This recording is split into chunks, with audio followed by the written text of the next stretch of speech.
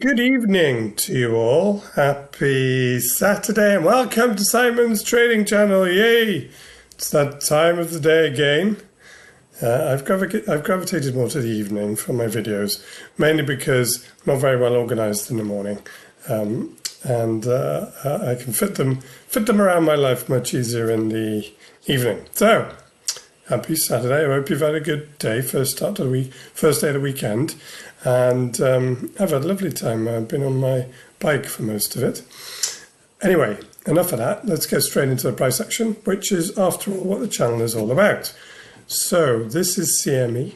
And as you can see, yesterday midnight, CME closed its weekly candle right here. And, well, it's not exactly inspiring, is it? Look at it. I mean, it's green. But it's, of all the bullish candles in all the world, that ain't one of them. I mean, okay, it's more bullish than bearish, but not by very much. So yes, it just reflects the resistance of the weekly up around the areas of the all-time high. And all that does is say to me, well, it says to me, Simon, don't expect any breakouts anytime soon, because there just ain't the gunpowder to see that through.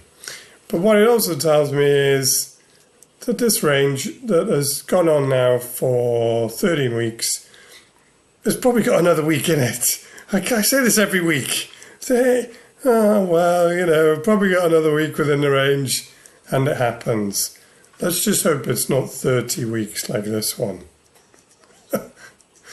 It seems like a sort of distant, pale memory now. It wasn't that long ago. This is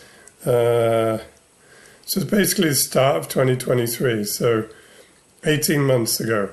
And out of that 18 months, Bitcoin went literally sideways for 30 weeks, which is seven or 8 months. So for a large portion of this whole move up, Bitcoin was going sideways. But the most important thing was, it went sideways, it did not break down. It did not break down. And for example, when Bitcoin was here, it respected this low that the range made. Maybe that's what's happened here. And it went onwards and upwards eventually. It certainly didn't put in either a lower high or a lower low. So the trend remained your friend, and it still does at the moment. Okay, so that's enough on CME. Let's jump into the Bybit chart, which there should be some scribblings on here. Where are my scribblings? Why is the internet misbehaving? Sorry, I had to pause the video then, because the Wi-Fi was doing something funky. But I've lost my scribblings. I'm not quite sure where they've gone. How dare you do that, TradingView? Although they weren't particularly complex scribblings, so I can very quickly put them back on the chart as I speak to you. I hope you guys have been having fun. It's been nice and sunny today, and it's important to make the most of sunny days, I find. Sunny days they're not a rarity, and actually summers in the UK are pretty nice.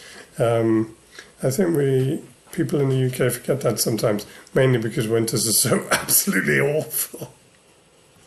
But summers are pretty nice. Okay, so here we are. Back to my scribblings.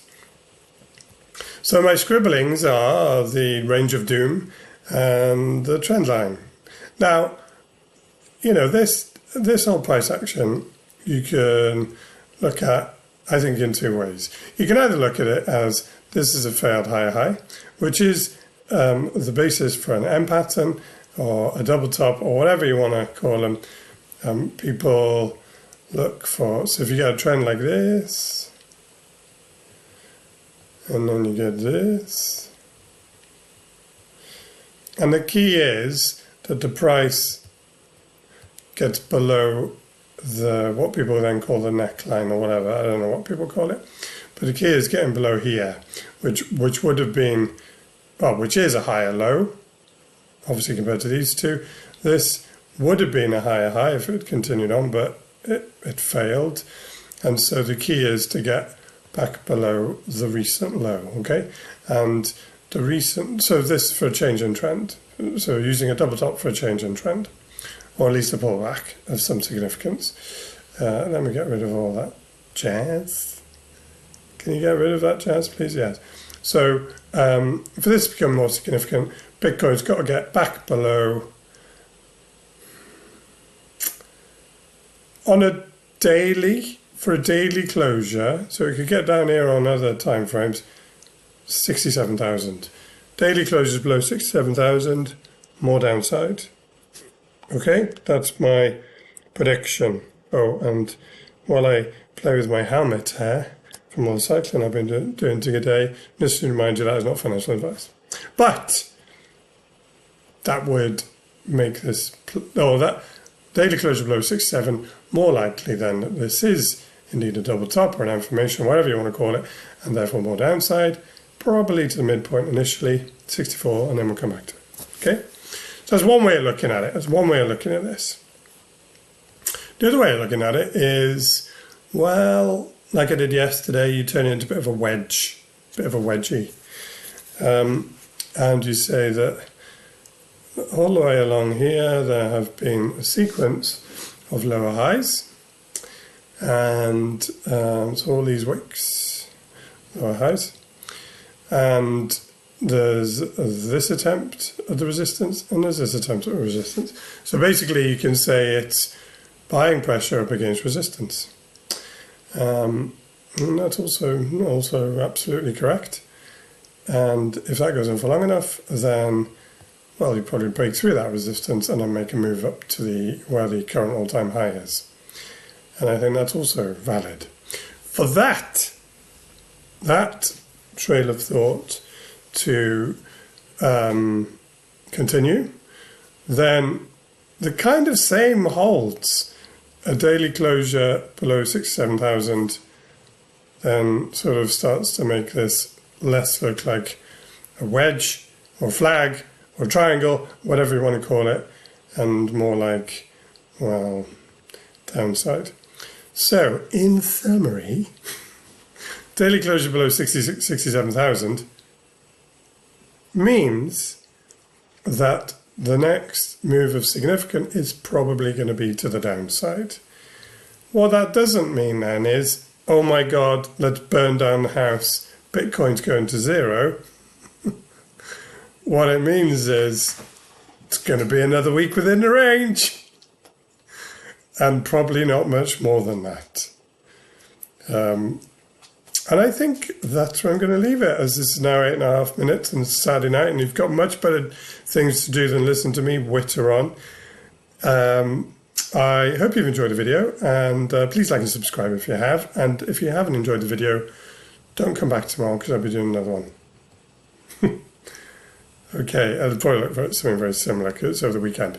Okay, take care, and I'll see you tomorrow for Sunday's price action analysis. I bid you adieu.